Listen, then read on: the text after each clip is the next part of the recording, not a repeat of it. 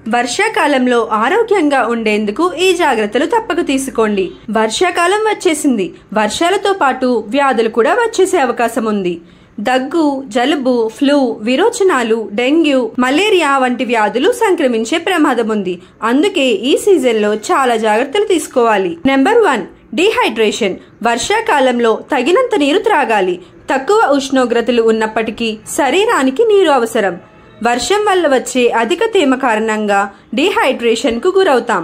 Number 2, కషాయాలు, drinks. వర్షాకాలంలో అల్లం, herbal టీలు, సూప్లు తాగాలి. ఇవి శరీరాన్ని వెచ్చగా ఉంచుతాయి. అంతేకాకుండా శరీరంలో రోగనిరోధక శక్తిని పెంచుతాయి. Number 3, seasonal fruits.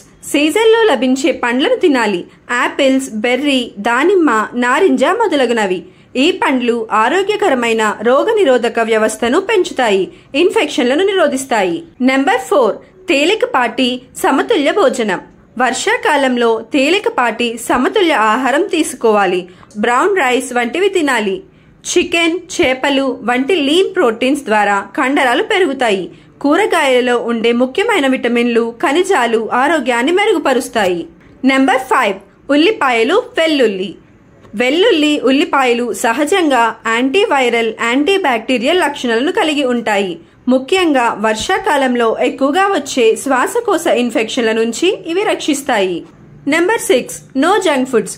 వర్షాకాలంలో బయట ఫుడ్స్ తినకుండా ఉండటం మేలు.